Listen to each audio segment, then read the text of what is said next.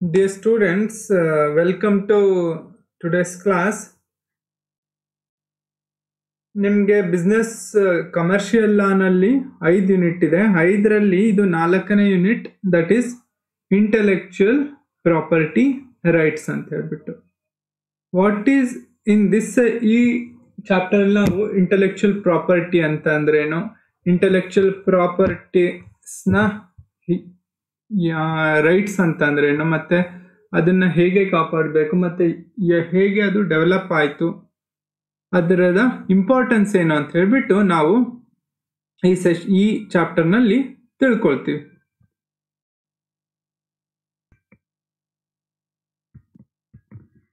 ವಿನಯ್ ಕುಮಾರ್ ಕೇಳಿಸ್ತಾ ಉಂಟಾ?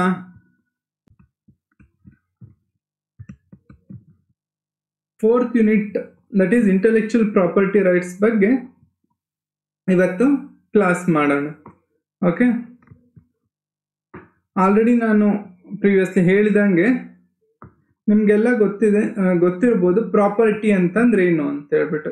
ಪುನೀತ್ ಹೇಳ್ಬೋದಾ ಪ್ರಾಪರ್ಟಿ ಅಂತಂದ್ರೆ ಏನು ಅಂತ? What is property? Vinay Kumar, tell me what is property?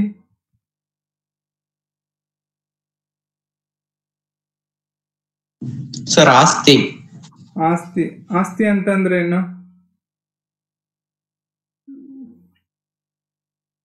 Puneeth ಹೇಳ್ಬೋದಾ what is property?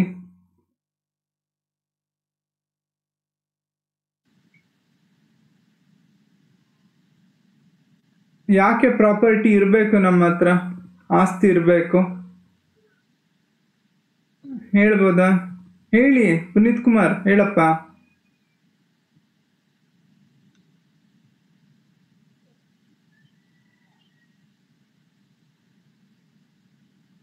Okay, Puneeth ಮಾತಾಡ್ತಾ ಇದೆಯಾ? ಕೇಳಿಸ್ತಾ ಇಲ್ಲ ನನಗೆ.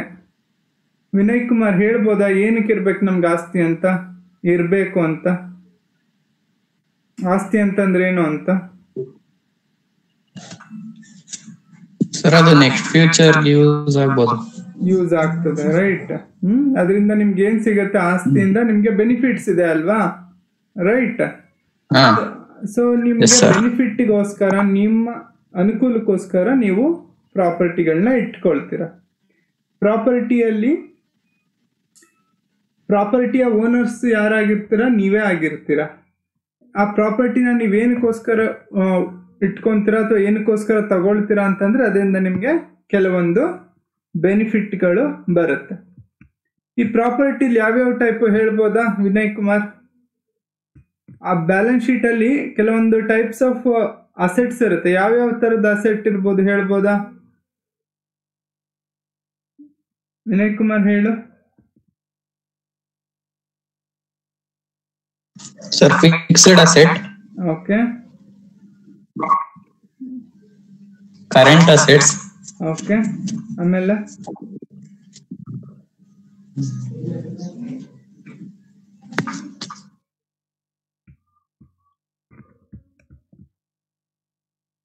ಪ್ರಾಪರ್ಟಿಯಲ್ಲಿ ಮೇನ್ ಆಗಿ ನಾವು ಯಾವ ತರ ಹೇಳ್ಬೋದು ಅಂತಂದ್ರೆ ಟ್ಯಾಂಜಿಬಲ್ ಪ್ರಾಪರ್ಟಿ ಮತ್ತೆ ಇಂಟ್ಯಾಂಜಿಬಲ್ ಪ್ರಾಪರ್ಟಿ ಅಂತ ಹೇಳ್ಬೋದು. ಓಕೆ, ಈ ಟ್ಯಾಂಜಿಬಲ್ ಪ್ರಾಪರ್ಟಿ ಅಂತಂದ್ರೆ which we can see, touch and feel, ಅವುಗಳನ್ನ ನಾವೇನಂತ ಕರಿತೀವಿ? ಟ್ಯಾಂಜಿಬಲ್ ಪ್ರಾಪರ್ಟಿ ಅಂತ ಹೇಳ್ತೀವಿ. ಟ್ಯಾಂಜಿಬಲ್ ಪ್ರಾಪರ್ಟಿಯಲ್ಲಿ ಕೆಲವೊಂದನ್ನ ಎಕ್ಸಾಂಪಲ್ ಕೊಡೋದು ಅಂತಂದ್ರೆ we can say the machinery, buildings, vehicles, computers, land. These are all the tangible properties. Tangible properties ಅಂದ್ರೆ ನಾವು ಅದನ್ನ ಮುಟ್ಟಬಹುದು, ನೋಡ್ಬೋದು, ಫೀಲ್ ಮಾಡ್ಬೋದು. ಇದನ್ನ ನಾವೇನಂತ ಕರಿತೀವಿ? ಟ್ಯಾಂಜಿಬಲ್ ಪ್ರಾಪರ್ಟೀಸ್ ಅಂತ ಕರಿತೀವಿ. ಅದೇ ರೀತಿ ಇನ್ನೊಂದು ತರದ ಪ್ರಾಪರ್ಟಿ ಇದೆ, ಇಂಟ್ಯಾಂಜಿಬಲ್ ಪ್ರಾಪರ್ಟೀಸ್ ಅಂತ ಹೇಳ್ಬಿಟ್ಟು. ಓಕೆ, ಇಂಟ್ಯಾಂಜಿಬಲ್ ಪ್ರಾಪರ್ಟೀಸ್ ಅಂದ್ರೆ ಏನಿರ್ಬೋದು? Vinay Kumar, Puneeth Kumar, what is intangible property ಅಥವಾ ಇಂಟ್ಯಾಂಜಿಬಲ್ ಅಸೆಟ್ಸ್ ಅಂತಂದ್ರೆ ಏನಿರ್ಬೋದು? ಹೇಳ್ತಾ ಇದ್ದೀರಾ? ವಿನಯ್ ಕುಮಾರ್ ಹೇಳಪ್ಪ, ಇಂಟ್ಯಾಂಜಿಬಲ್ ಪ್ರಾಪರ್ಟಿ ಅಂದ್ರೆ ಏನು? ಇಂಟ್ಯಾಂಜಿಬಲ್. ಓಕೆ, ಒಂದು ಎಕ್ಸಾಂಪಲ್ ಹೇಳ್ಬೋದಾ?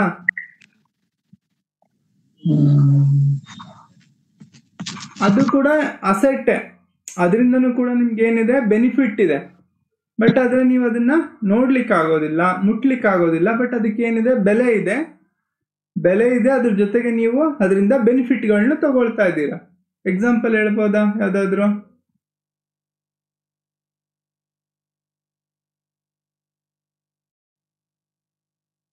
ಹೇಳಿ, ಒಂದು ಎಕ್ಸಾಂಪಲ್ ಹೇಳಿ ಇಂಟ್ಯಾಂಜಿಬಲ್ ಪ್ರಾಪರ್ಟಿಗೆ ಅಥವಾ ಇಂಟ್ಯಾಂಜಿಬಲ್ ಅಸೆಟ್ಸ್ಗೆ.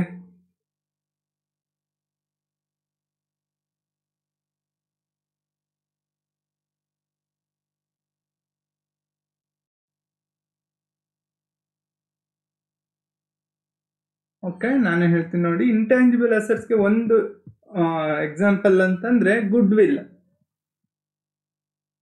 ವಿಲ್ ಅಂತ ಹೇಳ್ಬೋದು. ಅಥವಾ ಬೇರೆ ಬೇರೆ ಎಕ್ಸಾಂಪಲ್ಗಳಂದ್ರೆ copy rights, patents, industrial design and all those things. Okay, ಅದನ್ನ ನಾವು ಇಂಟ್ಯಾಂಜಿಬಲ್ ಪ್ರಾಪರ್ಟಿ ಅಂತ ಹೇಳ್ತೀವಿ.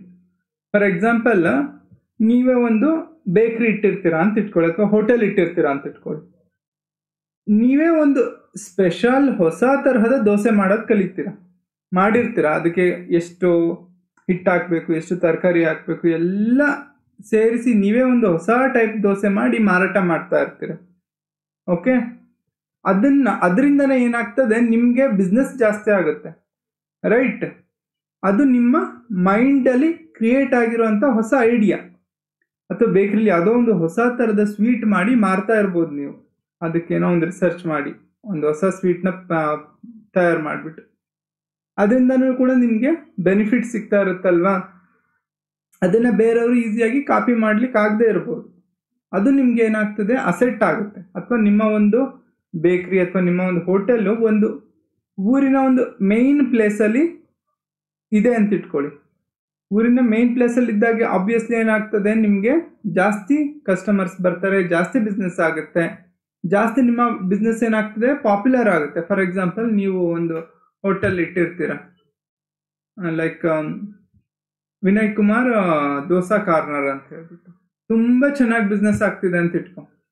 ಇನ್ನೊಬ್ಬ ಬಂದ್ಬಿಟ್ಟು ನಿನ್ನ ಹೋಟೆಲ್ ಮುಂದೆನೆ ಇನ್ನೊಂದು ವಿನಯ್ ಕುಮಾರ್ ದೋಸಾ ಕಾರ್ನರ್ ಅಂತ ಇಟ್ಟಿದ್ರೆ ನೀನ್ ಏನ್ ಮಾಡ್ತೀಯ? ಸುಮ್ಮನೆ ಇರ್ತೀಯ ವಿನಯ್ ಕುಮಾರ್?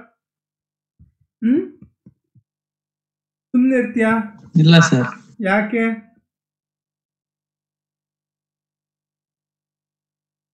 ನನಗೆ ಕಾಂಪಿಟೇಟರ್ ಆದಂಗೆ ಆಗುತ್ತೆ. ಕಾಂಪಿಟೇಟರ್ ಆಗ್ತಾರೆ. ನೀನು ಒಂದು ಇಟ್ಟಿದ್ಯಪ್ಪ ವಿನಯ್ ಕುಮಾರ್ ದೋಸಾ ಕಾರ್ನರ್ ಅಂತ ಹೇಳ್ಬಿಟ್ಟು ಅರ್ಕಲ್ಗೂಡಲ್ಲಿ, ತುಂಬಾ ಚೆನ್ನಾಗಿ ಬಿಸ್ನೆಸ್ ಆಗ್ತದೆ.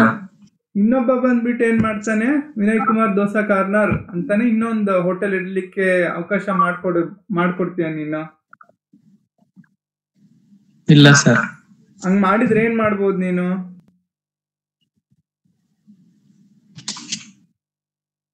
ಏನ್ ಮಾಡ್ಬೋದಪ್ಪ ನೀನು? ಹಾಗೇನಾದ್ರು ಅವ್ರು ಮಾಡಿದ್ರೆ ನೀನು ಅವ್ರ ಮೇಲೆ ಕಂಪ್ಲೇಂಟ್ ಮಾಡ್ಬೋದು. ಯಾಕೆ? ಆಲ್ರೆಡಿ ನೀನ್ ವೆಲ್ ಎಸ್ಟಾಬ್ಲಿಷ್ಡ್ ರಿಜಿಸ್ಟರ್ಡ್ ಬಿಸ್ನೆಸ್ ಇದೆ, ಅದನ್ನ ಸುಮ್ಮನೆ ಕಾಪಿ ಮಾಡ್ಲಿಕ್ಕೆ ಬಿಡೋದಿಲ್ಲ, ರೈಟ್? ನೀನೇನೋ ಒಂದು ಲೈಸೆನ್ಸ್ ತಗೊಂಡು ಒಂದು ಬಿಸ್ನೆಸ್ ಮಾಡ್ತಿರ್ತೀಯ, ಬೇರೆಯವ್ರು ಅದನ್ನ ಸಿಂಪ್ಲಿ ಕಾಪಿ ಮಾಡ್ಲಿಕ್ಕೆ ನಾವು ಬಿಡ್ಲಿಕ್ಕೆ ಆಗೋದಿಲ್ಲ. ಯಾಕಂತಂದ್ರೆ ನೀವು ಒಂದು ಕಷ್ಟಪಟ್ಟು ಎಲ್ಲ ಮಾಡಿರ್ತೀರ ಅಲ್ವಾ. ವಿನಯ್ ಕುಮಾರ್ ದೋಸಾ ಕಾರ್ನರ್ ಅನ್ನೋದಕ್ಕೆ ತುಂಬಾ ಅಡ್ವರ್ಟೈಸ್ಮೆಂಟ್ ಕೊಟ್ಟಿರ್ತೀಯ, ತುಂಬಾ ದುಡ್ಡು ಖರ್ಚು ಮಾಡಿರ್ತೀಯ, ಅದನ್ನ ರಿಜಿಸ್ಟ್ರೇಷನ್ ಮಾಡಿರ್ತೀಯ. ಬೇರೆಯವರು ಸುಮ್ಮನೆ ಸಿಂಪ್ಲಿ ಅದನ್ನ ಕಾಪಿ ಮಾಡ್ಲಿಕ್ಕೆ ಬಿಡ್ಲಿಕ್ಕೆ ಆಗೋದಿಲ್ಲ. ಇನ್ನೂ ಒಂದು ಎಕ್ಸಾಂಪಲ್ ಅಂದ್ರೆ ಸ್ಯಾಮ್ಸಂಗ್ ಮೊಬೈಲ್ ಇದೆ ಅಲ್ವಾ. ಸ್ಯಾಮ್ಸಂಗ್ ಮೊಬೈಲ್ ಕಂಪ್ನಿಯವರು ಸ್ಯಾಮ್ಸಂಗ್ ಅನ್ನು ಲೇಬಲ್ ಇಟ್ಟು ಸ್ಯಾಮ್ಸಂಗ್ ಅವ್ರು ಮಾತ್ರ ಸೇಲ್ ಮಾಡ್ಲಿಕ್ಕೆ ಬರುತ್ತದೆ. ಬೇರೆಯವರು ಅದೇ ತರ ಸ್ಯಾಮ್ಸಂಗ್ ಲೇಬಲ್ ಹಾಕಿ ಮಾರ್ಲಿಕ್ಕೆ ಬಿಡೋದಿಲ್ಲ. ಯಾಕೆ ಹೇಳಿ? ಅದು ಆ ಕಂಪನಿಯ ಪ್ರಾಪರ್ಟಿ. ಯಾವುದು? ಸ್ಯಾಮ್ಸಂಗ್ ಅನ್ನೋ ಲೇಬಲ್ ಆಗಲಿ, ಸ್ಯಾಮ್ಸಂಗ್ ಅನ್ನೋ ಹೆಸರಾಗ್ಲಿ, ಏನೋ ಆ ಕಂಪನಿಯ ಪ್ರಾಪರ್ಟಿ. ಅದು ಟ್ಯಾಂಜಿಬಲ್ ಪ್ರಾಪರ್ಟಿ ಅಲ್ಲ, ಅದು ನಾನು ನೋಡ್ಲಿಕ್ಕೆ ಆಗೋದಿಲ್ಲ, ಮುಟ್ಲಿಕ್ಕೂ ಆಗೋದಿಲ್ಲ. But it is a property of that company which holds the rights over using some assets. Intangible assets ಮೇಲೆ ಕೆಲವೊಂದು ಹಕ್ಕುಗಳಿರ್ತವೆ. ಅದನ್ನು ನಾವೇನಂತೀವಿ ಅಂದ್ರೆ ಇಂಟೆಲೆಕ್ಚುಯಲ್ ಪ್ರಾಪರ್ಟಿ ಅಂತ ಕರಿತೀವಿ. ಇಲ್ಲಿ ನೋಡಿ, ವಾಟ್ ಈಸ್ ಇಂಟೆಲೆಕ್ಚುಯಲ್ ಪ್ರಾಪರ್ಟಿ ಅಂತಂದ್ರೆ Intellectual property is an intangible creation of human mind, usually expressed or translated into tangible form that is assigned certain rights over the property. For example, author's copyright on a book or article, logo, design or a patent on a process of manufacture. ನೋಡಿ ಇದೆ ಅಲ್ವಾ, logo ಅಂತ ಇದೆ ಅಲ್ವಾ, logo, design, right? ನೀವೆಲ್ಲ apple ಫೋನ್ನ ನೋಡಿದರೆ ಅದು ಅದೇ ಒಂದು ತರಹದ ಡಿಫ್ರೆಂಟ್ ಡಿಸೈನ್ ಇರ್ತದೆ, ಬೇರೆ ಫೋನ್ಗಳ ಥರ ಇರೋದಿಲ್ಲ. ಹಾಗೆಯೇ ಸ್ಯಾಮ್ಸಂಗ್ ಫೋನ್ದು ನೀವು ಸ್ಟಿಕ್ಕರ್ ನೋಡಿದರೆ ಅದೇ ಒಂದು ಡಿಫ್ರೆಂಟ್ ಆಗಿ ಕಾಣಿಸುತ್ತೆ. ಬೇರೆಯವ್ರು ಯಾರು ಕೂಡ ಅದೇ ರೀತಿಯ ಲೋಗೋ ಆಗಲಿ ಡಿಸೈನ್ ಆಗಲಿ ಯೂಸ್ ಮಾಡಿ ಮ್ಯಾನುಫ್ಯಾಕ್ಚರ್ ಮಾಡಬಾರ್ದು. ಯಾಕಂತಂದರೆ it is on creation of human mind. ಓಕೆನಾ? ಅದನ್ನು ಯಾರೋ ಒಬ್ರು ಕ್ರಿಯೇಟ್ ಮಾಡಿರ್ತಾರೆ. ಇಲ್ಲಿ ಯಾರು ಕ್ರಿಯೇಟ್ ಮಾಡಿದ್ದಾರೆ? ಸ್ಯಾಮ್ಸಂಗ್ ಕಂಪನಿಯವರು ಕ್ರಿಯೇಟ್ ಮಾಡಿದ್ದಾರೆ ಥ್ರೂ ಇಟ್ಸ್ ಎಂಪ್ಲಾಯೀಸ್. ಸ್ಯಾಮ್ಸಂಗ್ ಕಂಪ್ನಿಯಲ್ಲಿರುವಂಥ ಎಂಪ್ಲಾಯಿಗಳು ಆ ಡಿಸೈನ್ನ ಕ್ರಿಯೇಟ್ ಮಾಡಿದ್ದಾರೆ, ಲೋಗೋ ಕ್ರಿಯೇಟ್ ಮಾಡಿದ್ದಾರೆ. ಇದನ್ನೆಲ್ಲ ಅವ್ರು ಕ್ರಿಯೇಟ್ ಮಾಡಲಿಕ್ಕೆ ಏನಾಗ್ತದೆ? ಅವ್ರಿಗೆ ಖರ್ಚಾಗುತ್ತಲ್ವಾ? ಆ ಖರ್ಚು ಮಾಡಿದ್ದಾರೆ, ಮತ್ತೆ ಅದರಿಂದ ಅದು ಅವ್ರದ್ದೇ ಪ್ರಾಪರ್ಟಿ ಆಗುತ್ತೆ. ಇನ್ನು ಈಗ ಕರೆಂಟ್ ಸಿಚುವೇಶನ್ ನೋಡಿದ್ರೆ ನಿಮ್ಗೆಲ್ಲ ಗೊತ್ತುಂಟು, corona virus, right? Corona virus ತುಂಬ ಪ್ರಾಬ್ಲಮ್ ಕೊಡ್ತಾ ಇದೆ ಎಲ್ಲರಿಗೂ ಕೂಡ. ಕರೋನಾ ವೈರಸ್ ವ್ಯಾಕ್ಸಿನ್ ತಗೊಳ್ತಾ ಇದ್ದಾರೆ, ರೈಟ್? ಈಗ ಯಾವ್ಯಾವ ವ್ಯಾಕ್ಸಿನ್ ಸಿಗ್ತಾ ಇದೆ ವಿನಯ್ ಕುಮಾರ್? ಯಾವ್ಯಾವ ಕಂಪ್ನಿ ವ್ಯಾಕ್ಸಿನ್ ಸಿಗ್ತಾ ಉಂಟು? ಪುನೀತ್ ಕುಮಾರ್, ವ್ಯಾಕ್ಸಿನ್ ತಗೊಂಡ್ರ ನೀವಿಬ್ರು? ತಗೊಂಡಿಲ್ಲ. ಓಕೆ, ಯಾವ್ಯಾವ ವ್ಯಾಕ್ಸಿನ್ ಸಿಗುತ್ತೆ ಗೊತ್ತಿದ್ಯಾ? ಸರಿಲ್ಲ. ಓಕೆ, ಈಗ ಸದ್ಯಕ್ಕೆ 3 ವ್ಯಾಕ್ಸಿನ್ ಸಿಗ್ತಾ ಇದೆ. ಯಾವುದು? ಒಂದು ಕೋವಿಶೀಲ್ಡ್ ಅಂತ ಹೇಳ್ಬಿಟ್ಟು, ಕೋವಿಶೀಲ್ಡ್. ಇನ್ನೊಂದು Covaxin,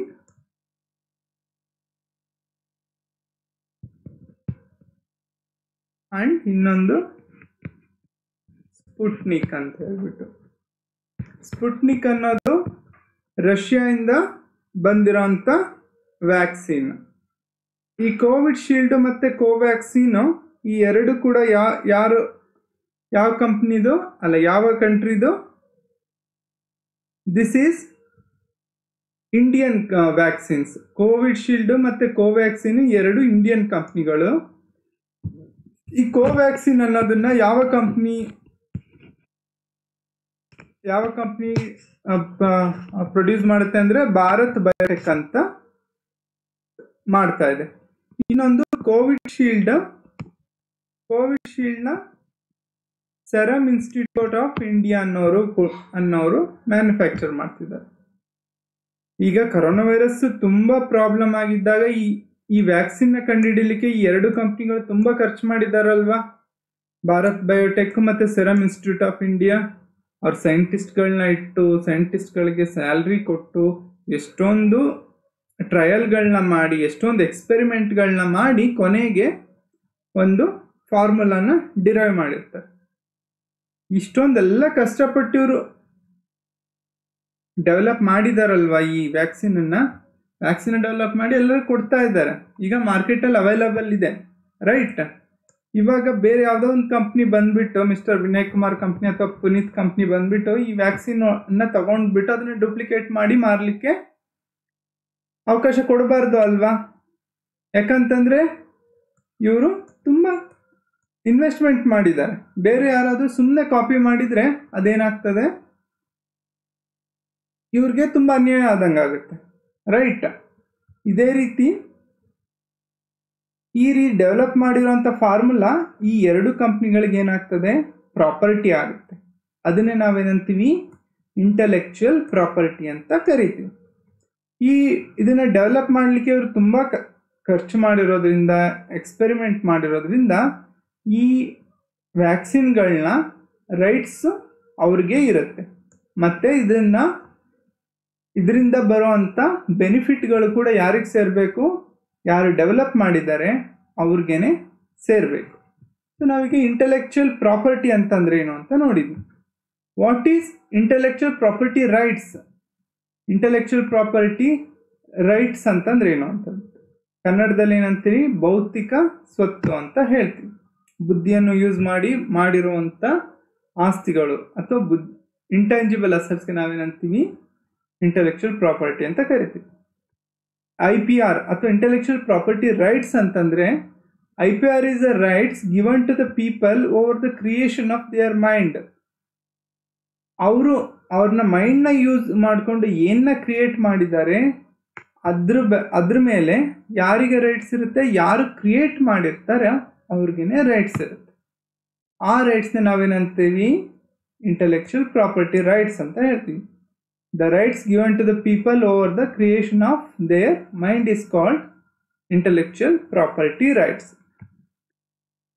Next, exclusive right over the use of his or her creation for certain period of time. ಈ ರೀತಿಯ ರೈಟ್ಗಳನ್ನ ನಾವೇನು ಮಾಡ್ತೀವಿ, ಅವ್ರಿಗೆ ಕೊಟ್ಟಿರ್ತಾರೆ. ಯಾರು ಕೊಟ್ಟಿರ್ತಾರೆ? ಗವರ್ನಮೆಂಟ್ ಅವ್ರು ಕೊಟ್ಟಿರ್ತಾರೆ. ಅವ್ರು ಏನು ಕ್ರಿಯೇಟ್ ಮಾಡಿರ್ತಾರೋ ಅದ್ರ ಮೇಲೆ ಅವ್ರಿಗೆ ಮಾತ್ರ ರೈಟ್ಸ್ ಇರುತ್ತೆ. ಎಲ್ಲಿವರೆಗೂ ರೈಟ್ ಇರುತ್ತೆ? ಕೆಲವೊಂದು ಫಿಕ್ಸ್ಡ್ ಪೀರಿಯಡ್ ಆಫ್ ಟೈಮ್ವರೆಗೂ ರೈಟ್ಸ್ ಇರುತ್ತೆ. ಅದಾದ್ಮೇಲೆ ಏನು ಮಾಡ್ಬೋದು, ಯಾರು ಬೇಕಾದರೂ ಮಾಡ್ಬೋದು. ಈಗ ಫಾರ್ ಎಕ್ಸಾಂಪಲ್ ನಾನು ಹೇಳಿದ ಹಾಗೆ ಈ ಕೋವ್ಯಾಕ್ಸಿನ್ ಮತ್ತು ಕೋವಿಶೀಲ್ಡ್ ವ್ಯಾಕ್ಸಿನನ್ನು ಡೆವಲಪ್ ಮಾಡಿದ್ದಾರೆ. ಯಾರು? ಸೆರಮ್ ಇನ್ಸ್ಟಿಟ್ಯೂಟ್ ಆಫ್ ಇಂಡಿಯಾ ಮತ್ತು ಭಾರತ್ ಬಯೋಟೆಕ್ ಅನ್ನೋ ಕಂಪ್ನಿಗಳು. ಈ ಎರಡೂ ಕಂಪ್ನಿಗಳು ಮಾಡಿರುವಂಥ ವ್ಯಾಕ್ಸಿನ್ನು ಅವ್ರಿಗೇನೆ ರೈಟ್ಸ್ ಇರುತ್ತೆ. ಎಲ್ಲಿವರೆಗೂ? ಫಾರ್ ಸಮ್ 20 yearsವರೆಗೂ ಕೂಡ ಅವ್ರಿಗೆ ಆ ರೈಟ್ಸ್ ಇರುತ್ತೆ. ಅದಾದಮೇಲೆ ಅದನ್ನು ಯಾರು ಬೇಕಾದರೂ ಕಾಪಿ ಮಾಡ್ಬೋದು. ಇವಾಗಾದರೆ ನೋಡಿ, ಒಂದು ವ್ಯಾಕ್ಸಿನ್ಗೆ, ಒಂದು ಇಂಜೆಕ್ಷನ್ಗೆ ಪ್ರೈವೇಟ್ ಹಾಸ್ಪಿಟಲಲ್ಲಿ ಹೋದರೆ ಸುಮಾರು ಒಂದು 1000 to 2000 ಚಾರ್ಜ್ ಮಾಡ್ತಾರೆ. But when it comes to after some 20 years ಆದಮೇಲೆ ಏನಾಗ್ಬೋದು, ಎಲ್ಲರೂ ಮ್ಯಾನುಫ್ಯಾಕ್ಚರ್ ಮಾಡೋ ರೈಟ್ಸ್ ಅವ್ರಿಗೆ ಸಿಕ್ಕಿದಾಗ ಅವ್ರು ಏನು ಮಾಡ್ಬೋದು, ಕಡಿಮೆ ಆಗ್ಬೋದು. ಫಾರ್ ಎಕ್ಸಾಂಪಲ್ ಇವಾಗ ಇಂಜೆಕ್ಷನ್ಗೆ ಒಂದು ಜ್ವರದ ಇಂಜೆಕ್ಷನ್ನು ಫಸ್ಟ್ ಸ್ಟಾರ್ಟ್ ಮಾಡಿದಾಗ may be that is also very high. ಇವಾಗೆಲ್ಲ ಜ್ವರದ ಇಂಜೆಕ್ಷನ್ 10 ರೂಪಾಯಿ 20 ರೂಪಾಯಿಗೆ ಸಿಗ್ಬೋದಲ್ವಾ, ರೈಟ್? ಈಗ ಇಂಟೆಲೆಕ್ಚುಯಲ್ ಪ್ರಾಪರ್ಟಿನೂ ಕೂಡ it is not a permanent property that they can have over infinite period of time. ಅವ್ರಿಗೆ ಇನ್ಫಿನಿಟ್ ಆಗೋವರೆಗೂ ಎಷ್ಟು ವರ್ಷ ಬೇಕಾದರೂ ಅಷ್ಟು ವರ್ಷ ಅವ್ರಿಗೆ ರೈಟ್ಸ್ ಇರೋದಿಲ್ಲ. ಅದು ಏನಾಗ್ತದೆ, ಕೆಲವೊಂದು ವರ್ಷಗಳಿಗೆ ಮಾತ್ರ ಗವರ್ನಮೆಂಟು ಅವರು ಕ್ರಿಯೇಟ್ ಮಾಡಿರೋಂಥ ಇಂಟೆಲೆಕ್ಚುಯಲ್ ಪ್ರಾಪರ್ಟಿನ ಯೂಸ್ ಮಾಡಲಿಕ್ಕೆ ರೈಟ್ಸ್ ಕೊಡುತ್ತೆ. ಅದನ್ನು ನಾವೇನಂತ ಕರಿತೀವಿ, intellectual property rights. It is given for certain period of time. ಈಗ ಈ ಇಂಟೆಲೆಕ್ಚುಯಲ್ ಪ್ರಾಪರ್ಟಿ ರೈಟ್ಸ್ನ ಕೊಡುವಂಥ ಉದ್ದೇಶಗಳೇನು ಅಂತ ಹೇಳ್ಬಿಟ್ಟು ನೋಡೋಣ. What are the objectives of granting IPR? First one, to enhance the performance levels of institution. ಈಗ ಪರ್ಫಾರ್ಮೆನ್ಸ್ ಲೆವೆಲ್ಸ್ ಆಫ್ ಇನ್ಸ್ಟಿಟ್ಯೂಷನ್ ಅನ್ನು ನಾವು ಏನು ಮಾಡಬೇಕು, ಇನ್ಕ್ರೀಸ್ ಮಾಡಬೇಕು. ಇದರಿಂದ ಕೊಡೋದ್ರಿಂದ ಏನು ಉಪಯೋಗ ಅಂತ ಹೇಳ್ಬಿಟ್ಟು ನಿಮಗೆ ನೋಡಿದ್ರಲ್ಲ, ಈಗ ಕರೋನಾ ವೈರಸ್ ಎಷ್ಟು ಪ್ರಾಬ್ಲಮ್ ಆಗ್ತಾ ಉಂಟು. ಪ್ರತಿಯೊಬ್ಬರಿಗೂ ನೀವು ಕಾಲೇಜಿಗೆ ಬರೋಕ್ಕಾಗ್ತಿಲ್ಲ, ನಾವು ಕಾಲೇಜಿಗೆ ಬರ್ಲಿಕ್ಕೆ ಆಗ್ತಾ ಇಲ್ಲ. ಕಾಲೇಜ್ ಇರಲಿಲ್ಲ ಅಂದ್ರೆ ತೊಂದರೆ ಇಲ್ಲ, ಬಟ್ ಕೆಲವೊಂದು ಜನಗಳು, ಸುಮಾರು ಜನ ಏನ್ರ ಮೇಲೆ ಡಿಪೆಂಡ್ ಆಗಿರ್ತಾರೆ, ಡೈಲಿ ವೇಜ್ ಲೇಬರ್ಸ್ ಇರ್ತಾರೆ. ಅವ್ರಿಗೆಲ್ಲ ಕೆಲ್ಸಕ್ಕೆ ಹೋಗಲೇಬೇಕು. ಈಗ ಲಾಕ್ಡೌನ್ ಆದ್ರಿಂದ ಅವ್ರಿಗೆ ಕೆಲ್ಸಕ್ಕೆ ಹೋಗಕ್ಕಾಗ್ತಾ ಇಲ್ಲ. ಅದಕ್ಕೋಸ್ಕರ ನಾವೇನು ಮಾಡಬೇಕು, ಆದಷ್ಟು ಬೇಗ ವ್ಯಾಕ್ಸಿನನ್ನ ಎಲ್ಲರಿಗೂ ಕೊಡಬೇಕು.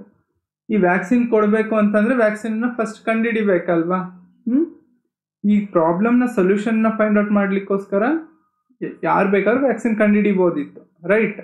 ಅದಕ್ಕೋಸ್ಕರ ಎಷ್ಟೊಂದು ಇನ್ಸ್ಟಿಟ್ಯೂಷನ್ಗಳು ಟ್ರೈ ಮಾಡಿದ್ದಾವೆ. ಅದರಲ್ಲಿ ಈಗ ಸದ್ಯಕ್ಕೆ serum institute of India and Bharat biotech ಅನ್ನೋ ಕಂಪ್ನಿಗಳು ಏನು ಮಾಡಿದ್ದಾವೆ,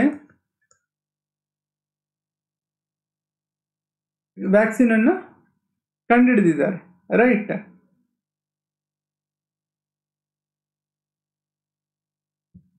ಈಗ ನೋಡಿ, ಈ ಎರಡೂ ವ್ಯಾಕ್ಸಿನ್ಗಳನ್ನ ನೋಡಿದಾಗ ನಾವು ಇನ್ನೂ ಕಂಪೇರ್ ಮಾಡ್ತೀವಿ. ಯಾವುದು ಇದು, ಕೋವಿಶೀಲ್ಡ್ ಬೆಟರಾ ಅಥವಾ ಕೋವ್ಯಾಕ್ಸಿನ್ ಬೆಟರಾ ಅಂತ ಹೇಳ್ಬಿಟ್ಟು ನಾವು ನೋಡ್ತೀವಲ್ವಾ.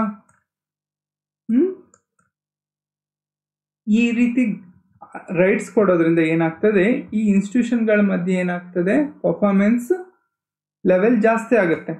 ಭಾರತ್ ಬಯೋಟೆಕ್ ಅವರು ನಮ್ಮ ವ್ಯಾಕ್ಸಿನ್ನು ತುಂಬ ಚೆನ್ನಾಗಿ ವರ್ಕ್ ಮಾಡಬೇಕು ಅಂತ ಅವರು ಟ್ರೈ ಮಾಡ್ತಾರೆ. ಸರಮ್ ಇನ್ಸ್ಟಿಟ್ಯೂಷನ್ ಆಫ್ ಇಂಡಿಯಾದವರು ಕೋವಿಶೀಲ್ಡ್ ಚೆನ್ನಾಗಾಗಬೇಕು ಅಂತ ಅವರು ಟ್ರೈ ಮಾಡ್ತಾರೆ.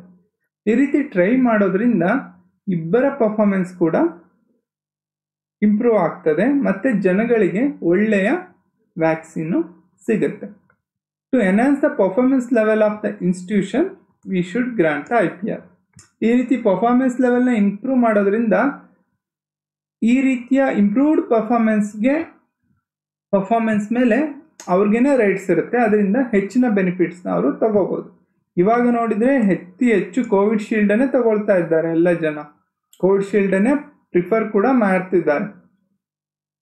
ಇವಾಗ ಕೋವ್ಯಾಕ್ಸಿನ್ಗಿಂತ ಕೋವಿಶೀಲ್ಡೇ ಜಾಸ್ತಿ ತಗೊಳ್ಳೋದ್ರಿಂದ ಈ ಸರಮ್ ಇನ್ಸ್ಟಿಟ್ಯೂಟ್ ಆಫ್ ಇಂಡಿಯಾಗೆ ಜಾಸ್ತಿ ಲಾಭ ಉಂಟಲ್ಲ, ಪ್ರಾಫಿಟ್ಟು ಜಾಸ್ತಿ ಆಗುತ್ತಲ್ವಾ.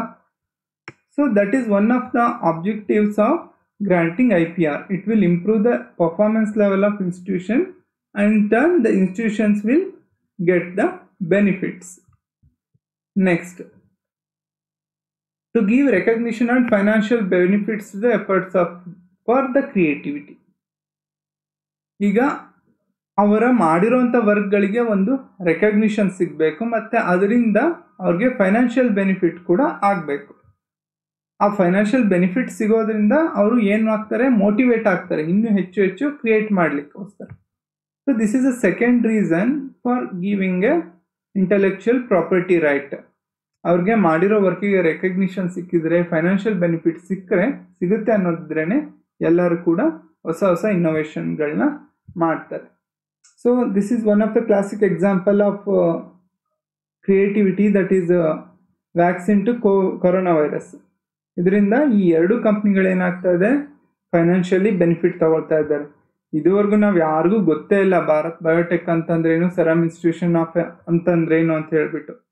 ಈ ಕರೋನಾ ವೈರಸ್ ಸ್ಟಾರ್ಟ್ ಆದಾಗಿಂದ, ಈ ವ್ಯಾಕ್ಸಿನ್ಗಳು ಬಂದಾಗಿಂದ ಎಲ್ಲರೂ ಈ ಎರಡು ಕಂಪ್ನಿಗಳ ಬಗ್ಗೆನೇ ಮಾತಾಡ್ತಿದ್ದಾರೆ. ಅವ್ರಿಗೊಂದು ರೆಕಗ್ನಿಷನ್ ಸಿಕ್ತು ಮತ್ತು ಅದರಿಂದ ಏನು ಸಿಗ್ತಾ ಉಂಟು, ಫೈನಾನ್ಷಿಯಲ್ ಬೆನಿಫಿಟ್ ಕೂಡ ಅವ್ರಿಗೆ ಸಿಗ್ತಾ ಉಂಟು. Next, to create competition among the researcher and institution for quality of research. Already ಹೇಳಿದಾಗೆ ನಾನು, ಈ ಅವ್ರಿಗೆ IPR ಗ್ರಾಂಟ್ ಸಿಗುತ್ತೆ ಅಂದರೆ, ರೈಟ್ಸ್ ಸಿಗುತ್ತೆ ಅಂತಂದ್ರೆ ಏನು ಮಾಡ್ತಾರೆ, ಅವ್ರ ರಿಸರ್ಚ್ ಕ್ವಾಲಿಟಿನ ತುಂಬ ಇಂಪ್ರೂವ್ ಮಾಡ್ತಾರೆ. ಅಕಸ್ಮಾತ್ ಈ ರೀತಿ ಇಂಟೆಲೆಕ್ಚುಯಲ್ ಪ್ರಾಪರ್ಟಿ ರೈಟ್ಸ್ ಕೊಡ್ತಾ ಇಲ್ಲ ಅಂತಂದ್ರೆ ಏನಾಗ್ತದೆ ಅಂತಂದರೆ, ಇವರು ಒಂದು ಸರಮ್ ಇನ್ಸ್ಟಿಟ್ಯೂಷನ್ ಅವರು ಒಂದು ವ್ಯಾಕ್ಸಿನ್ ಕಂಡುಹಿಡಿದ್ರು, ಇಮಿಡಿಯೇಟ್ಲಿ ಇನ್ನೊಬ್ರು ಏನು ಮಾಡಿಬಿಡ್ತಾರೆ, ಕಾಪಿ ಮಾಡಿ ಸೆಲ್ ಮಾಡ್ತಿದ್ದಾರೆ, ಅವ್ನಿಗೇನು ಖರ್ಚೇ ಇಲ್ಲ. ಸೊ ಅವಾಗ ಸರಮ್ ಇನ್ಸ್ಟಿಟ್ಯೂಷನ್ ಆಫ್ ಇಂಡಿಯಾದವರು ಇಂಪ್ರೂವ್ ಮಾಡ್ತಾರಾ? ಇಲ್ಲ, ಮಾಡೋದೇ ಇಲ್ಲ. ಯಾಕಂದ್ರೆ ಅವ್ರಿಗೇನು ಬೆನಿಫಿಟೇ ಇರೋದಿಲ್ಲ, right? So to create the competition among the researcher and institution for quality of research we must grant the intellectual property rights to the ಕ್ರಿಯೇಟರ್ಸ್ಗೆ. ನಾವೇನು ಕೊಡಬೇಕು, ಇಂಟೆಲೆಕ್ಚುಯಲ್ ಪ್ರಾಪರ್ಟಿ ರೈಟ್ಸ್ನ ನಾವು ಕೊಡಬೇಕು. Next, to have a return on investment in research. Investment ಮಾಡಿರ್ತಾರಲ್ವಾ, ಆ investment ಮಾಡಿದ್ದು ಏನಕ್ಕೆ ಮಾಡ್ತಾರೆ, ಸುಮ್ಮನೆ ಮಾಡಬೇಕಾ? ಇಲ್ಲ ಅಲ್ವಾ, ಅದರಿಂದ ಬೆನಿಫಿಟ್ ಕೂಡ ಸಿಗಬೇಕು. ಅದಕ್ಕೋಸ್ಕರ ಏನು ಮಾಡಬೇಕು, IPR ಗ್ರಾಂಟ್ಸ್ ಅಂದರೆ ಇಂಟೆಲೆಕ್ಚುಯಲ್ ಪ್ರಾಪರ್ಟಿ ರೈಟ್ಸ್ನ ಅವರ ಕ್ರಿಯೇಷನ್ ಮೇಲೆ ನಾವು ಕೊಡಬೇಕಾಗ್ತದೆ. ಈವನ್ ಫಾರ್ ರಿಸರ್ಚ್ ಅಂತಾನೆ, ಮೆಡಿಕಲ್ ರಿಸರ್ಚ್ಗೆ ಅಂತಾನೆ ಗವರ್ನಮೆಂಟ್ ಆಫ್ ಇಂಡಿಯಾ ಕೂಡ ಸುಮಾರು ಏನು ಕೊಡ್ತದೆ, ಗ್ರಾಂಟ್ಸ್ ಕೊಡ್ತಾರೆ, ರೈಟ್? ಪ್ರತಿ ವರ್ಷ ಎಷ್ಟೊಂದು ಗ್ರಾಂಟ್ಸ್ನ ಎಲ್ಲ ಯೂನಿವರ್ಸಿಟಿಗಳಿಗೆ, ಸೈಂಟಿಫಿಕ್ ಇನ್ಸ್ಟಿಟ್ಯೂಷನ್ಗಳಿಗೆ ಗವರ್ನಮೆಂಟು ಕೊಡ್ತಾನೆ ಇರುತ್ತೆ. ಬಟ್ ಅದರಿಂದ ಏನೇ ಹೊಸದಾಗಿ ಕಂಡುಹಿಡಿದ್ರು ಕೂಡ ಅದ್ರ ಬೆನಿಫಿಟ್ಟು ಗವರ್ನಮೆಂಟಿಗೆ ಸೇರಬೇಕು. ಮತ್ತು ಅವರು ಇನ್ವೆಸ್ಟ್ ಮಾಡ್ತಾರಲ್ವ, ಇನ್ವೆಸ್ಟ್ಮೆಂಟು ರಿಟರ್ನ್ ಕೊಡಬೇಕಲ್ವ, ಅದಕ್ಕೋಸ್ಕರ ಏನು ಮಾಡಬೇಕು, ನಾವು ಇಂಟೆಲೆಕ್ಚುಯಲ್ ಪ್ರಾಪರ್ಟಿ ರೈಟ್ಸ್ನ ಅವ್ರಿಗೆ ಕೊಡಬೇಕಾಗ್ತದೆ. Next, to fasten the technology transfer through licensing and other means. ಈ ಟೆಕ್ನಾಲಜಿನ ಬೇಗ ಡೆವಲಪ್ ಮಾಡಬೇಕು ಮತ್ತು ಅದನ್ನು ಬೇರೆಯವ್ರಿಗೂ ಕೂಡ ಎಲ್ಲರಿಗೂ ಬೆನಿಫಿಟ್ ತಲುಪಿಸ್ಬೇಕು ಅಂತಂದರೆ ಥ್ರೂ ಲೈಸೆನ್ಸಿಂಗ್. ಆ ರೀತಿ ಡೆವಲಪ್ ಮಾಡಿದಂಥ ಫಾರ್ಮುಲಾಯಿಂದ ಅವರು ಬೇರೆಯವ್ರಿಗೆ ಎಲ್ಲರಿಗೂ ಕೂಡ ಬೆನಿಫಿಟ್ ಸಿಗಬೇಕು ಅಂತ ಅಂದರೆ ಇದು ಇಂಟೆಲೆಕ್ಚುಯಲ್ ಪ್ರಾಪರ್ಟಿ ರೈಟ್ಸ್ನ ಗ್ರಾಂಟ್ ಮಾಡೋ ಅವಶ್ಯಕತೆ ಇದೆ. Next, society benefits in the long run because intellectual property protection encourages creation and invention which become available to society at the earliest. When the period of protection expires and creations and invention enter the public domain, the public can realize the benefit at a low cost. ಅಂತಂದರೆ ಈ ಸಮಾಜಕ್ಕೂ ಕೂಡ ಒಂದು benefit ಆಗುತ್ತೆ. ಎಲ್ಲಿ long ಟರ್ಮಲ್ಲಿ. ಯಾಕಂತಂದರೆ ಈ property rights, intellectual property ರೈಟ್ಸ್ನ ಕೊಡೋದು ಕೇವಲ ಕೆಲವು ವರ್ಷಗಳಿಗೆ ಮಾತ್ರ ಕೊಡ್ತಾರೆ. 5 ವರ್ಷ, 10 ವರ್ಷ, 20 ವರ್ಷ ಅಂತ ಹೇಳ್ಬಿಟ್ಟು. ಅದಾದಮೇಲೆ ಅದು ಎಕ್ಸ್ಪೈರ್ ಆಗುತ್ತೆ. Protection, intellectual property rights protection ಏನಾಗ್ತದೆ, ಎಕ್ಸ್ಪೈರ್ ಆಗುತ್ತೆ. ಆಮೇಲೆ ಯಾರು ಬೇಕಾದರೂ ಅದನ್ನು ಯೂಸ್ ಮಾಡ್ಕೋಬೋದು. ಫಾರ್ ಎಕ್ಸಾಂಪಲ್, ಇವಾಗ ಕೋವಿಶೀಲ್ಡ್, ಕೋವ್ಯಾಕ್ಸಿನ್ ಮಾಡಿದಾರಲ್ವಾ, ಇದಕ್ಕೆ ಒಂದು 20 ವರ್ಷ ಇಂಟೆಲೆಕ್ಚುಯಲ್ ಪ್ರಾಪರ್ಟಿ ರೈಟ್ಸ್ ಕೊಟ್ಟಿರ್ತಾರೆ ಅಂತ ಇಟ್ಕೊಳ್ಳಿ. ಓಕೆ, 20 ವರ್ಷ ಆದಮೇಲೆ ಏನು ಮಾಡ್ಬೋದು, ಯಾರು ಬೇಕಾದ್ರೂ ಅದನ್ನ ಪ್ರೊಡ್ಯೂಸ್ ಮಾಡ್ಬೋದು. ಅವಾಗ ಏನಾಗುತ್ತೆ, ತುಂಬ ಹೆಚ್ಚು ಜನ ಮ್ಯಾನುಫ್ಯಾಕ್ಚರರ್ಸ್ ಬಂದು ಮ್ಯಾನುಫ್ಯಾಕ್ಚರ್ ಮಾಡ್ತಾರೆ. ಆವಾಗ ಅದರ ಬೆಲೆ ಕೂಡ ತುಂಬ ಕಡಿಮೆ ಆಗುತ್ತೆ. ಆವಾಗ ಪಬ್ಲಿಕ್ ಅಂದರೆ ಸಾಮಾನ್ಯ ಜನರು ಕೂಡ ಅದರ ಬೆನಿಫಿಟ್ನ ಆದಷ್ಟು ಬೇಗ ಅಂದರೆ ಕಡಿಮೆ ಖರ್ಚಿನಲ್ಲಿ ತಗೋಬೋದು. ಇವಾಗೆಲ್ಲ ನಿಮಗೆ ಜನರಿಕ್ ಮೆಡಿಸಿನ್ ಅಂತ ನೋಡ್ತಾ ಇರ್ತೀರಲ್ವಾ. ಲೈಕ್ ಫಾರ್ ಎಕ್ಸಾಂಪಲ್, ಒಂದು ಶೀತಕ್ಕೆ ಒಂದು 5 ರೂಪಾಯಿ ಕೊಟ್ಟರೆ 10 ಮಾತ್ರೆ ಸಿಗ್ತಾ ಇದೆ, ರೈಟ್? ಅಥವಾ ಜ್ವರದ ಮಾತ್ರೆ 1 ರೂಪಾಯಿಗೆ 1 ಮಾತ್ರೆ ಸಿಗ್ತಾ ಇದೆ. ಇದೆಲ್ಲ ಹೇಗೆ ಸಾಧ್ಯ ಆಯಿತು ಅಂತಂದರೆ ಇಟ್ ಬಿಕಮ್ ವೆರಿ ಜನರಿಕ್. ಅಂದರೆ ಯಾರು ಬೇಕಾದರೂ ಆ ರೀತಿಯ ಮೆಡಿಸಿನ್ಗಳನ್ನ ತಯಾರು ಮಾಡ್ಬೋದು. ಓಕೆ, ಅದರಿಂದನೇ ಪಬ್ಲಿಕ್ಕಿಗೆ ಕಡಿಮೆ ಖರ್ಚಿನಲ್ಲಿ ಎಷ್ಟೊಂದು ಮೆಡಿಸಿನ್ಗಳು ಅಥವಾ ವಸ್ತುಗಳು ಸಿಗ್ತಾ ಉಂಟು. ನಾವು we conclude what you are learn today. ಏನೇನು ಕಲ್ತ್ವಿ ಅಂದರೆ, intellectual property is the creations of human mind. Like tangible property, their creation has value. ಆ ಇಂಟೆಲೆಕ್ಚುಯಲ್ ಪ್ರಾಪರ್ಟಿ ಅಂತಂದರೆ it is a creation of human mind. Like tangible property, ಹೇಗೆ ನಮಗೆ ಭೌತಿಕ ಆಸ್ತಿಗಳಿದ್ದಾವೋ ಅದೇ ರೀತಿ ಬೌದ್ಧಿಕ ಆಸ್ತಿಗಳ ಮೇಲೂ ಇದರಿಂದ ನಮ್ಗೆ ಏನು ಸಿಗುತ್ತೆ, ಅದರಿಂದನೂ ವ್ಯಾಲ್ಯೂ ಇರುತ್ತೆ ಮತ್ತು ಅದರಿಂದನೂ ನಮಗೆ ಬೆನಿಫಿಟ್ ಸಿಗುತ್ತೆ. ಮತ್ತು ಯಾವುದೇ ರೀತಿಯ ಪ್ರಾಪರ್ಟಿಯ ಥರನೇ, ಲೈಕ್ ನಿಮ್ಮ ಬೈಕ್ ಆಗಲಿ, ನಿಮ್ಮ ಕಾರ್ ಆಗಲಿ, ನಿಮ್ಮ ಮನೇನಾಗಲಿ ನೀವೇನು ಮಾಡ್ತೀರಾ, ತುಂಬ ಜಾಗರೂಕತೆಯಿಂದ ಪ್ರೊಟೆಕ್ಟ್ ಮಾಡ್ತೀರಾ, ರೈಟ್? ಅದನ್ನು ಪ್ರೊಟೆಕ್ಟ್ ಮಾಡಿದ ಹಾಗೆ ಈ ಇಂಟೆಲೆಕ್ಚುಯಲ್ ಪ್ರಾಪರ್ಟಿನೂ ಕೂಡ, ನಿಮ್ಮ ಮೈಂಡ್ನ ಕ್ರಿಯೇಷನ್ನು ಕೂಡ ನೀವೇನು ಮಾಡಬೇಕು, ಪ್ರೊಟೆಕ್ಟ್ ಮಾಡಬೇಕು. ಅದನ್ನು ಪ್ರೊಟೆಕ್ಟ್ ಮಾಡಲಿಕ್ಕೆ ಅಂತಲೇ ಇಂಟೆಲೆಕ್ಚುಯಲ್ ಪ್ರಾಪರ್ಟಿ ರೈಟ್ಸ್ ನಿಮಗೆ ಇರುತ್ತೆ. IPR ಅಂತಂದರೆ, IPR gives them the protection as well as helping them exploit the control their intellectual property. ಅಂತಂದರೆ ನೀವೇನಾದರೂ ಒಂದು ಆಸ್ತಿಯನ್ನು ಕ್ರಿಯೇಟ್ ಮಾಡಿದರೆ, ಇಂಟೆಲೆಕ್ಚುಯಲ್ ಪ್ರಾಪರ್ಟಿನ ಕ್ರಿಯೇಟ್ ಮಾಡಿದರೆ, ಇದನ್ನೇ ನೀವು ಕಂಟ್ರೋಲ್ ಮಾಡ್ಬೋದು ಮತ್ತು ಅದರಿಂದ ಬೆನಿಫಿಟ್ನ ನೀವು ಮಾತ್ರ ತಗೊಳ್ಬೋದು.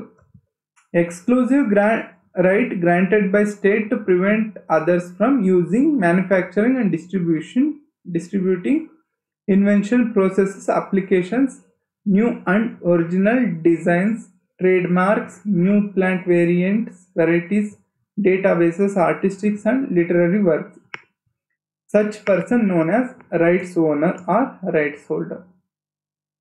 ಈ ಪ್ರಾಪರ್ಟಿ ಕೇವಲ ಕೆಲವೊಂದು ವಸ್ತುಗಳಿಗೆ ಮಾತ್ರ ಸೀಮಿತ ಆಗಿಲ್ಲ, ಎಷ್ಟೊಂದು ವಸ್ತುಗಳಿಗೆ ಅಪ್ಲಿಕೇಬಲ್ ಆಗುತ್ತೆ. ಫಾರ್ ಎಕ್ಸಾಂಪಲ್, ಇನ್ವೆನ್ಷನ್, ಹೊಸದಾಗಿ ಏನಾದರೂ ಫೈಂಡ್ ಔಟ್ ಮಾಡಿದರೆ, ವ್ಯಾಕ್ಸಿನ್ ಪ್ರೋಸೆಸ್, ಲೈಕ್ ಯಾರೋ ಒಬ್ಬ ಡಿಫ್ರೆಂಟಾಗಿ ಪಿಜ್ಜಾ ಮಾಡ್ತಾನೆ, ಡಿಫ್ರೆಂಟಾಗಿ ಏನೋ ಒಂದು ಹೊಸ ಸ್ವೀಟ್ ಮಾಡ್ತಾನೆ ಅಂತಂದರೆ ಅಲ್ಲಿ ಒಂದು ಪ್ರೋಸೆಸ್ ಇನ್ವಾಲ್ವ್ ಆಗಿರುತ್ತೆ. ಅದಕ್ಕೂ ಕೂಡ ನೀವೇನು ಮಾಡ್ಬೋದು, ಇಂಟೆಲೆಕ್ಚುಯಲ್ ಪ್ರಾಪರ್ಟಿ ರೈಟ್ಸ್ನ ತಗೊಳ್ಬೋದು. ಲೈಕ್ ಅಪ್ಲಿಕೇಶನ್ಸ್, ಸಾಫ್ಟ್ವೇರ್ಗಳು, ನೀವು ಆ್ಯಂಡ್ರಾಯ್ಡ್ ಸಾಫ್ಟ್ವೇರ್ಗಳಿದೆ, ವಿಂಡೋಸ್ ಸಾಫ್ಟ್ವೇರ್ಗಳಿದೆ, ಅದೆಲ್ಲ ಕೇವಲ ಕಂಪ್ನಿಗಳ ಹತ್ರ ರೈಟ್ಸ್ ಇರುತ್ತೆ. ಡಿಸೈನ್ಸ್, ಒರಿಜಿನಲ್ ಡಿಸೈನ್ಸ್, ನೀವೆಲ್ಲ ಸುಮಾರು ಡಿಸೈನ್ಗಳನ್ನ ನೋಡಿರ್ತೀರಲ್ವಾ, ಆಪಲ್ದು ಫೋನ್ದು, ಸ್ಯಾಮ್ಸಂಗ್ ಫೋನ್ಗಳದ್ದು ಡಿಸೈನ್ಗಳು, ಈ ರೀತಿ ಡಿಸೈನ್ಗಳ ಮೇಲೂ ಕೂಡ ಅವ್ರಿಗೆ ಆ ಕಂಪ್ನಿ ಅವ್ರಿಗೆ ರೈಟ್ಸ್ ಇರುತ್ತೆ. Trade marks like Kannan Devan tea, like Dell laptops,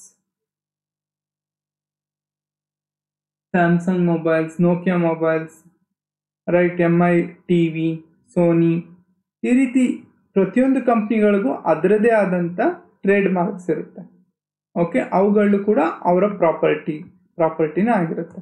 ಅದೇ ರೀತಿ plant varieties, databases, artistics and literary work. This is important.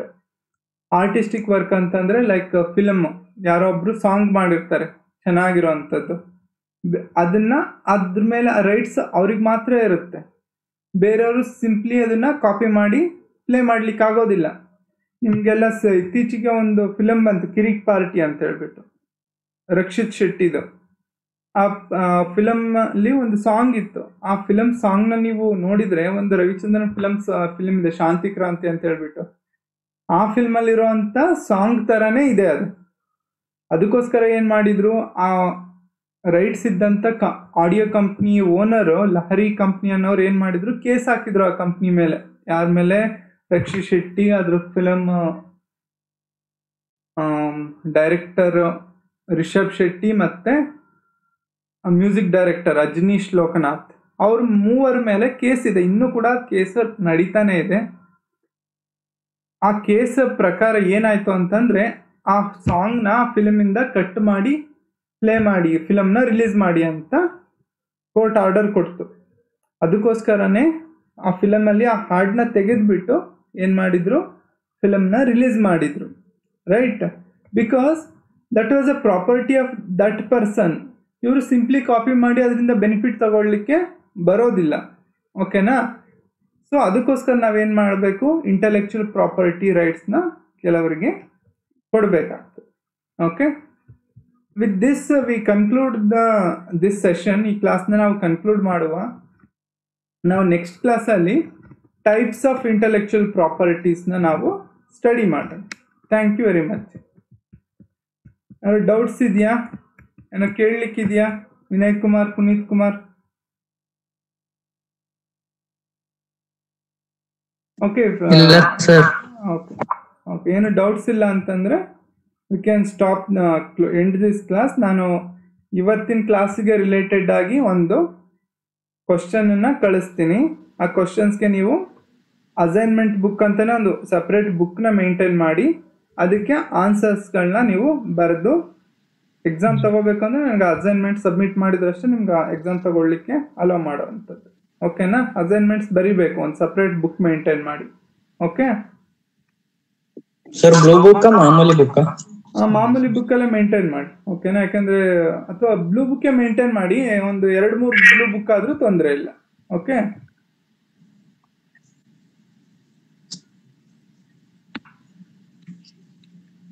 Okay fine. Blue ಬುಕ್ಕೇ ಮೇಂಟೈನ್ ಮಾಡಿ, ಒಂದಕ್ಕಿಂತ ಜಾಸ್ತಿ ಬುಕ್ ಆಗ್ಬೋದು. ಓಕೆ, ಈ end today's class. Next class ನಾನು ನಿಮಗೆ ಹೇಳ್ತೀನಿ ಯಾವಾಗ ಅಂತ ಹೇಳ್ಬಿಟ್ಟು. ನಾನು ಟೈಮ್ ಟೇಬಲ್ ಕಳಿಸಿದ್ದೀನಿ. ಬೇರೆ ಟೀಚರ್ಸ್ಗಳನ್ನ ಕಾಂಟ್ಯಾಕ್ಟ್ ಮಾಡಿ ಕ್ಲಾಸ್ ಮಾಡಿಸ್ಕೊಳ್ಳಿ. ಮತ್ತೆ ನಿಮ್ಮ ಫ್ರೆಂಡ್ಸ್ಗಳಿಗೂ ಹೇಳಿ ಕ್ಲಾಸ್ಗೆ ಎಲ್ಲ ಕ್ಲಾಸು ಅಟೆಂಡ್ ಮಾಡಲಿ. Okay okay, we end today's class. Thank you. Thank you sir.